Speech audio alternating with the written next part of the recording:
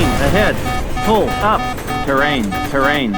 Pull up, pull up, pull up, pull up. This marked the tragic ending of America's most iconic rock band, Lynyrd Skynyrd, all due to a pilot's mistake. That this plane crash could have been avoided, and to understand completely what went wrong on this tragic day, we will start from the beginning and rise of Lynyrd Skynyrd. But before we get started with this short documentary, where are you turning in from? Formation and early days. Origins. Lynyrd Skynyrd's story is one of desire, fate, extraordinary talent, and survival. It's also the tale of the intersection of history and one man's vision. That man was Ronnie Van Zant, the vocalist and songwriter who had a clear plan from the start. The long and winding history of Lynyrd Skynyrd is largely the story of Van Zant, a man driven by inner demons that pushed him not only to change the landscape of rock music but also to secure his place in it. The seeds of what would eventually become Lynyrd Skynyrd were first planted in 1964 at a baseball game in Jacksonville, Florida. 17-year-old Ronnie Van Zant, the son of a truck driver who dreamed of becoming a rock star, hit a ball that struck a spectator named Bob Burns unconscious. Ronnie, worried about getting scolded, quickly rushed over to Bob. As soon as he woke up, they found out that they have something in common: music. As fate would have it, Burns was an aspiring drummer, and his friend Gary Rossington was equally passionate about becoming a guitarist. The three high school boys soon found themselves jamming together in Burns's garage, quickly realizing they needed better guitars and equipment if they were going to get serious. Rossington remembered a skinny kid from the other side of town who might be able to help with their equipment needs. That kid was 12-year-old Alan Collins. When a car full of rough-looking guys pulled up next to him, and he heard the voice of the infamous Ronnie Van Zant calling his name, Collins had no idea they wanted him to join their band. Instead, he thought they were going to beat him up for his Beatles-style haircut. So, he climbed up a tree to escape. It wasn't until Van Zant threatened him with a beating if he didn't come down and play some music with them that Collins finally agreed to join. With the addition of bass player Larry Jungstrom, the group began to take shape. They went through several names, including My Backyard, the Wildcats, the Noble Five, Sons of Satan, and the 1%, before finally settling on Lynyrd Skynyrd. The name was a humorous tribute to Lynyrd Skynyrd, the gym teacher who had suspended them from school for having long hair.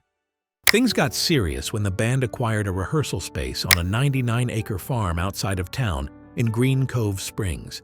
It was little more than 4 prefab walls and a roof in the middle of a cow pasture. But this sweltering shed, which they called Hell House, became their boot camp. Van Zant, who was determined to mold his raw recruits into a tight musical unit, would pick up the bleary-eyed and grumbling band members in his battered '55 Chevy truck every day at 7:30 a.m. They'd stop for coffee at the donut shop where his mother worked, and by 8:30 they'd be hard at work. Their rehearsals often lasted 8 to 12 hours, and sometimes they wouldn't return home until the next morning. Van Zant's musical dream would require more than just willpower to become a reality, but in Collins and Rossington, he found guitarists who could each play a mean solo. Their distinctive styles began to mesh, giving the group a unique identity as they built up a repertoire of original songs. One of those songs was a deceptively simple love ballad called Free Bird, which Collins and Van Zant wrote together. The song was elevated by a classically inspired piano intro that their roadie Billy Powell had composed for fun. When another roadie, Kevin Elson, made Van Zant listen to it, Powell was immediately promoted from crew member to band member, taking his place as the band's keyboardist. Despite what early press might have suggested, the band didn't simply spring fully formed from the Allman Brothers' shadow. Their discovery and eventual rise to fame were largely thanks to Al Kooper, who played a crucial role in unleashing their potential. Musical evolution. Credit goes to Al Kooper for discovering the band and then unleashing them on an unsuspecting world. Al Kooper is a legendary figure in the music industry, known for his contributions as a musician, songwriter, and producer. Born on February 5, 1944 in Brooklyn, New York, Kooper has had a long and varied career, influencing multiple genres, from rock to blues to jazz. Cooper first gained fame as a musician, particularly for his work with Bob Dylan. He played the iconic Hammond organ riff on Dylan's Like a Rolling Stone, even though he wasn't originally scheduled to play on the track. In addition to his work with Dylan, Cooper was a founding member of the band Blood, Sweat and Tears, although he left the group before it reached its commercial peak. Cooper had recently moved to Atlanta with the idea of giving Phil Walden's Capricorn Records some regional competition. He had the backing of MCA to start his own label, Sounds of the South, and was on the lookout for new talent. One weeknight, he spotted Lynyrd Skynyrd playing at a local dive bar. He was so impressed that he ended up attending every show during their 6-night run. Cooper was captivated by Lynyrd Skynyrd's stage presence and immense talent. He knew right away that this was the kind of guitar-driven band that could cut through the prog rock dominating the airwaves and bring guitar rock back to the forefront. But Cooper also realized that these guys weren't just starting out. By the time he discovered them, Lynyrd Skynyrd had already been through more than 1,000 gigs, recorded a couple of local singles, and spent a lot of time in the Quinby and Muscle Shoals sound studios. They were seasoned musicians with plenty of experience under their belts. Ronnie Van Zant, however, was cautious. He feared that his band might get lost in the growing wave of southern rock bands like Wet Willie, Marshall Tucker, and the Charlie Daniels Band. In fact, he had already turned down an earlier offer from Capricorn Records, even though no other label had shown any interest in his band. But Lynyrd Skynyrd always had its sights set on something bigger. They weren't just another southern rock band. They modeled themselves more after the first-generation British bands. Van Zant's musical vision was clear in the covers they played in their early set lists, mixing the toughness of the Rolling Stones and the rave-ups of the Yardbirds with the virtuosity of Cream and Hendrix, along with a touch of Creedence Clearwater Revival's swampy sound. It was this hard rock edge that set them apart from the rest of the southern rock scene. Cooper's role in discovering Lynyrd Skynyrd came during the early 1970s when he was working as a producer. After leaving Blood, Sweat and Tears, Cooper moved to Atlanta and formed his own record label, Sounds of the South. It was through this label that he signed Lynyrd Skynyrd, producing their first 3 albums, including the iconic pronounced Lynyrd Skynyrd, which featured hits like Freebird and Simple Man. Cooper's keen ear and production skills were crucial in shaping Lynyrd Skynyrd's sound and helping them achieve their initial success. Rise to fame, breakthrough. Coming down on me from the Florida border, yes, up in Nashville, Tennessee. In 1973, Lynyrd Skynyrd made a big statement at a lavish party thrown by MCA to launch Sounds of the South. The band tore into Workin' for MCA, a song they had written specifically for the occasion. The performance at the party was memorable. Lynyrd Skynyrd stormed through their set, starting with their special song Workin' for MCA. Ronnie Van Zant, as always, prowled the stage barefoot, which had become his signature style. He spat out the lyrics with intensity. Just to pay me all my money, just to make me you want me to stop. Behind him, the band created a powerful wall of sound with their guitars.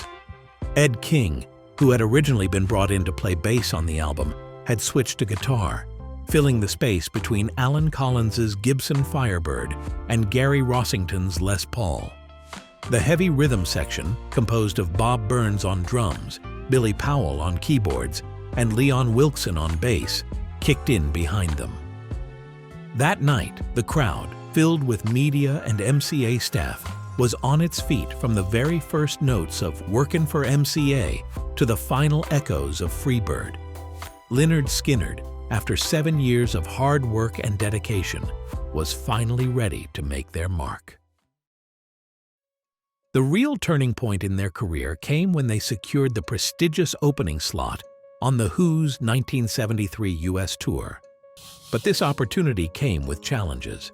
The band had to go from playing in small Florida honky-tonks to performing in some of America's largest arenas, where the crowds were impatiently waiting for The Who, not some unknown opening act. On the first night, their worst fears came true.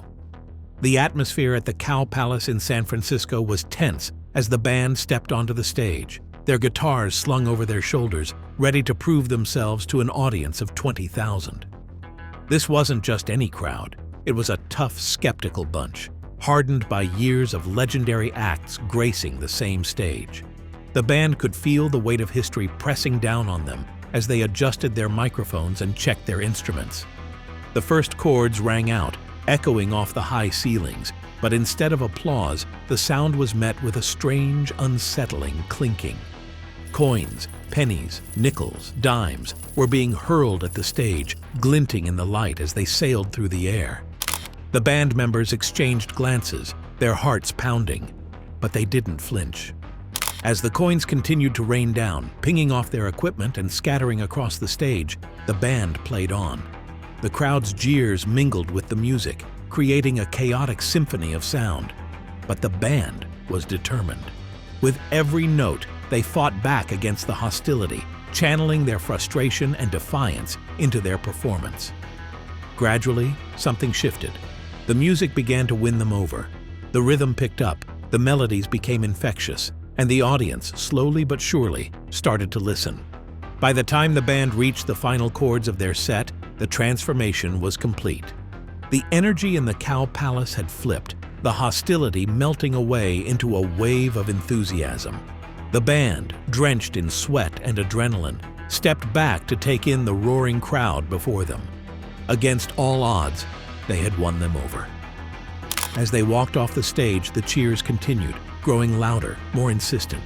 The crowd wasn't letting them go that easily. They wanted an encore. The band members looked at each other, their expressions a mix of disbelief and triumph. They had turned a potential disaster into a moment of victory, one that would be remembered long after the final notes had faded. Without hesitation, they turned back, ready to give the crowd exactly what they wanted. The reason for Lynyrd Skynyrd's meteoric rise can be encapsulated in 2 words: Freebird. Originally a wistful love song, it evolved into the band's defining anthem, beginning with Billy Powell's eloquent piano introduction and rhythmic nuances. As the song matured, its power grew, adopting a signature triple guitar format and featuring a multi-tracked lead duel that burned the closing instrumental into the memory of every rock fan of the 70s. Its significance deepened as Ronnie Van Zant began dedicating it to the late Duane Allman, a fellow Southern rock legend, solidifying Free Bird as not just a song, but a lasting tribute and a cornerstone of Lynyrd Skynyrd's legacy. Touring success. The band embarked on extensive tours, building a reputation for their electrifying live performances. Their music resonated with a broad audience, making them one of the most popular rock bands of the 1970s. Despite the playful jab at Neil Young, the Canadian singer in Sweet Home Alabama, Lynyrd Skynyrd actually had a lot of respect for him. Neil Young, in turn, was flattered to be mentioned in such a great song. He even sent the band demos of his songs Captain Kennedy and Powderfinger to see if they were interested in working together. In 1975, Lynyrd Skynyrd embarked on what they called the Torture Tour, which started in February with the release of their 3rd album, Nothin' Fancy. By this time, the band had become one of America's top touring acts, regularly selling out arenas with tens of thousands of seats and making a ton of money. They didn't want to lose momentum by taking a break, so they kept pushing forward. But as the pressure built, the band members began to crack. They didn't just trash hotel rooms and dressing rooms, they started to turn on each other as well. Ronnie Van Zant admitted that a bad show would really upset him. "When we screw up what we're playing, I'll come back and get really mad," he said in 1975. "If we're out on the road for 4 months or so, I get uptight. We smash up a lot of stuff. If we feel the pressure, we'll tear up the place, and then we'll pay for it and say, that's better than smashing each other up." Although sometimes we do that too. After the band's incredible debut, each subsequent album started to feel a bit rushed and less inspired. They even switched producers to Tom Dowd for their 4th album, Gimme Back My Bullets, but that didn't help much. The departure of guitarist Ed King also left the band short of its famous triple guitar sound. He left due to a combination of personal and professional issues. The most significant factor was the growing tension within the band, particularly between King and lead singer Ronnie Van Zant. The band's intense touring schedule and lifestyle had taken a toll on King, leading to exhaustion and frustration. Then, one night in Kansas City, backing vocalist Cassie Gaines mentioned that her little brother was in the audience and asked if he could play with the band. The band exchanged glances and agreed, but they quietly told the sound man to fade out the guitarist if he wasn't any good. But when the kid plugged in and played a slide solo on Call Me the Breeze, they knew they had found something special. Steve Gaines brought the band back to life, giving them the spark they needed to refocus and find their sound again. Steve and Cassie Gaines don't always get the recognition they deserve for bringing new energy to Lynyrd Skynyrd. Artemis Pyle, the band's drummer, believes they were crucial in revitalizing the group. Steve was especially admired by his bandmates, Gary and Alan, because he was such a versatile guitarist who could play anything. His talent inspired everyone, including Ronnie Van Zant, and with him on board, the band regained its powerful guitar army sound. While Steve's impact wasn't fully captured in the 1976 live album One More from the Road, the 1977 album Street Survivors marked the band's comeback. A clear sign of Lynyrd Skynyrd's revival was their impressive performance at the 1976 Knebworth Festival, which was headlined by the Rolling Stones. Bill Curbishley, who co-managed the band, saw this show as a significant milestone, especially since it established the band with a European audience. Playing on the same stage where legendary bands like Led Zeppelin, Pink Floyd, and The Who had performed was a big deal, and Ronnie Van Zant understood its importance. Knebworth could have been the start of a bright future for a more mature Lynyrd Skynyrd. Unfortunately, it ended up being the last high point for the band before tragedy struck on October 20th, 1977. The band's 1947 Convair plane ran out of fuel and crashed into a swamp in Mississippi. But more on the possible reasons for the crash in a bit. The crash claimed the lives of several band members. Despite the tragedy, the surviving members, Gary Rossington, Billy Powell, Leon Wilkeson, Artemis Pyle, and Ed King, regrouped 10 years later. Reuniting the band was not an easy decision, and it involved a lot of soul-searching. The group even received death threats from some fans. One of the hardest parts was finding someone to take over Ronnie Van Zant's role as the lead vocalist. Johnny Van Zant, Ronnie's younger brother, was hesitant to step into his brother's shoes. But whenever I first started with Skynyrd, I was scared to death, honestly. However, after some encouragement from their parents, he agreed. Ronnie had even mentioned in his final year that he might retire and let either Johnny or Paul Rodgers take over. The current lineup of Lynyrd Skynyrd still has Gary Rossington and Billy Powell, though Alan Collins passed away in 1990 from pneumonia, and Leon Wilkeson died in 2001. The band has continued with a new sense of family, bringing in musicians like Ricky Medlock, who had been with Skynyrd as a drummer early on, guitarist Huey Thomason from The Outlaws, bassist Ian Evans, and drummer Michael Cartellone from Damn Yankees. Dale Krantz Rossington and Carol Chase also provide backing vocals. Even with all these changes, the spirit of Ronnie Van Zant still influences the band, more than 40 years after it all began on a makeshift baseball field in Jacksonville. His legacy is a testament to how important Lynyrd Skynyrd was to Southern rock, capturing the journey from hardship to redemption and revealing the deep, complicated soul of life in the South. The crash. On October 20th, 1977, Lynyrd Skynyrd was on their Street Survivors tour, flying in a chartered Convair CV-240. This plane was their choice because it could accommodate both the band and their equipment.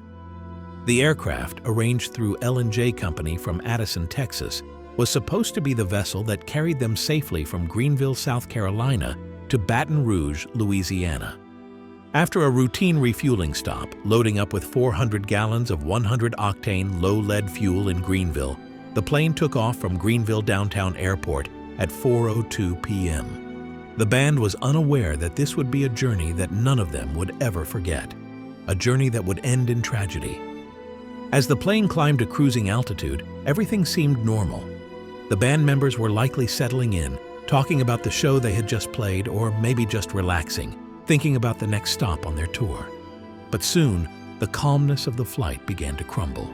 It started with a malfunctioning fuel gauge, a seemingly minor issue that quickly spiraled into something much more severe.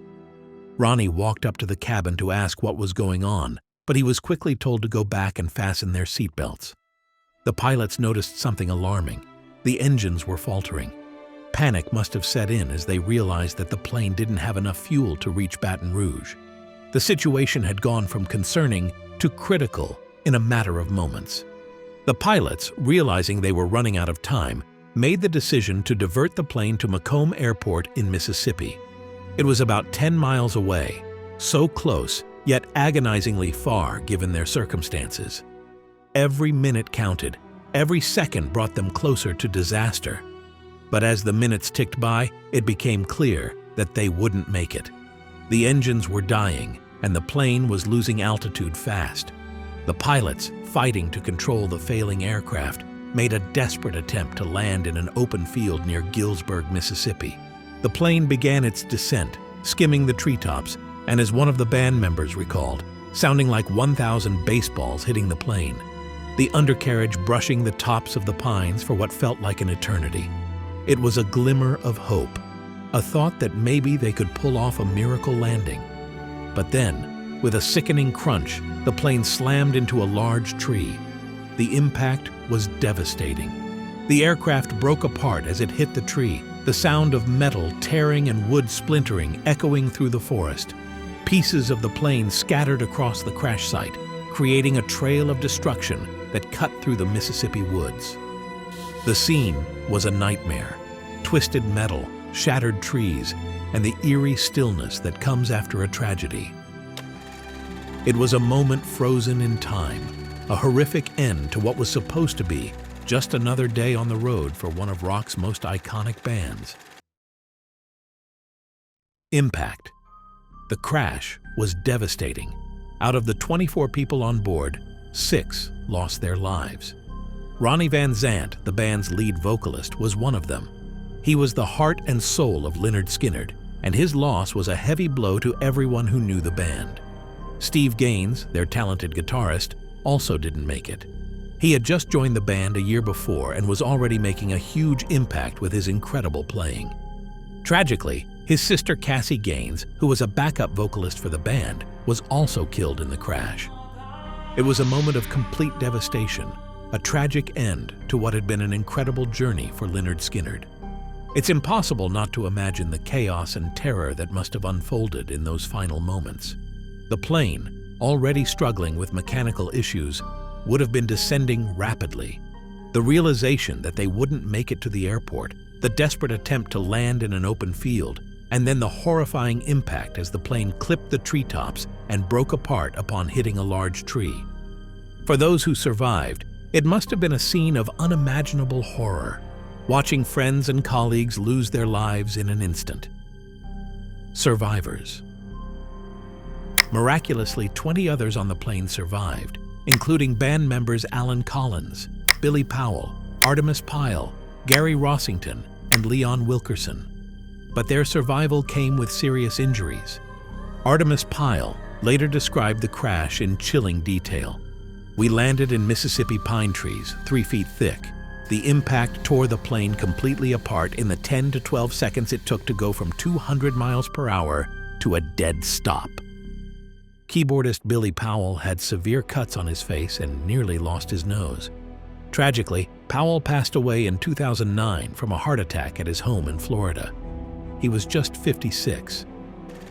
Alan Collins, one of the guitarists, suffered some of the worst injuries. He broke several vertebrae in his neck, and his right arm was so badly damaged that doctors suggested amputation. But Alan refused to let go of his arm. Even though he eventually recovered, the crash left him forever changed. Then, in 1986, tragedy struck again when Alan was involved in another accident that left him paralyzed from the waist down. Sadly, complications from his paralysis led to his death 4 years later from chronic pneumonia. Gary Rossington, another survivor, had a harrowing experience as well. When the crash happened, he was knocked unconscious and woke up pinned under the plane's door. Despite the overwhelming pain from breaking both arms, legs, wrists, ankles, and his pelvis, Gary managed to pull through. His resilience is incredible. He eventually recovered and even continued playing guitar with the reformed version of Lynyrd Skynyrd. Leon Wilkerson, the band's bassist, also faced severe injuries. He broke his left leg in 2 places, had a double compound fracture in his left arm, and 6 broken ribs, one of which punctured his lung. To make matters worse, he suffered extensive facial injuries, losing 15 teeth in the process. Despite all of this, Leon rejoined the band in 1987, but his health never fully recovered, and he passed away in 2001 at just 49 years old due to chronic liver and lung disease. Then there's Artemis Pyle, the band's drummer, who somehow found the strength to crawl through a creek in a field after the crash, despite having several broken ribs. He managed to reach a farmhouse, desperately seeking help. But before he could explain what had happened, the farmer, thinking Artemis was a threat, shot him. Thankfully, the bullet only grazed him, and Artemis was still able to lead rescuers back to the crash site, helping to save the lives of those who survived. "He came out of the house and pointed a gun at me," Pyle recalled. "I was stumbling because of my injuries and thought I was dying. Then, something tore through my arm and I yelled 'plane crash' with what I thought was my last breath." Rescuers faced a tough challenge when they arrived at the crash site. To get there, they had to wade through a creek that was 20 feet wide and waist deep. The thick, overgrown forest made it even harder, with some of their vehicles getting stuck in the mud. Local residents quickly joined in to help, using their pickup trucks to drive the injured to the hospital. Aftermath and legacy. Investigations. After the crash, the National Transportation Safety Board, NTSB, began an investigation to find out what went wrong. What they discovered was a series of unfortunate errors that led to the disaster. The main cause was the plane running out of fuel, and it turned out that this could have been avoided. The investigation showed that the crew didn't keep a close enough eye on the fuel levels during the flight. There were several factors that made this worse. First, the flight wasn't planned properly, so the pilots weren't fully aware of how much fuel they'd need. On top of that, there was an issue with one of the engines which caused it to use up more fuel than expected, a problem known as torching. As the flight went on, the fuel kept burning up faster than anyone realized. By the time the crew figured out what was happening, it was too late. The plane ran out of fuel completely, and with both engines failing, the pilots couldn't do much to prevent the crash. The combination of these oversights and mechanical problems turned a routine flight into a tragedy that could have been avoided with better planning and attention to detail. Hiatus and reformation. After the plane crash, Lynyrd Skynyrd disbanded, shaken by the tragedy. The surviving members only reunited once to perform an instrumental version of Freebird at Charlie Daniels's volunteer jam fee in January 1979. For that performance, Collins, Rossington, Powell, and Pyle were joined by Daniels and some of his band members. Leon Wilkerson, who was still recovering from his badly broken arm, was there too, along with Judy Van Zandt, Teresa Gaines, JoJo Billingsley, and Leslie Hawkins. Later on, Rossington, Collins, Wilkerson, and Powell formed a new group called the Rossington-Collins Band. They released 2 albums, Anytime, Anyplace, Anywhere in 1980 and This Is the Way in 1981. To avoid direct comparisons with their past, they chose a female vocalist, Dale Krantz, to lead the band. Eventually, Rossington and Collins had a falling out over Dale Krantz, who married Rossington. Together, Rossington and Krantz formed the Rossington Band, which released 2 albums and even opened for the Lynyrd Skynyrd tribute tour in 1987 to 1988. Meanwhile, the other former members of Lynyrd Skynyrd kept making music during this time. Billy Powell played keyboards in a Christian rock band called Vision, where his keyboard skills were often highlighted, and he spoke about his conversion to Christianity after the crash. Artemis Pyle formed the Artemis Pyle Band in 1982, occasionally featuring former Honkettes JoJo Billingsley and Leslie Hawkins. and released an album called APB.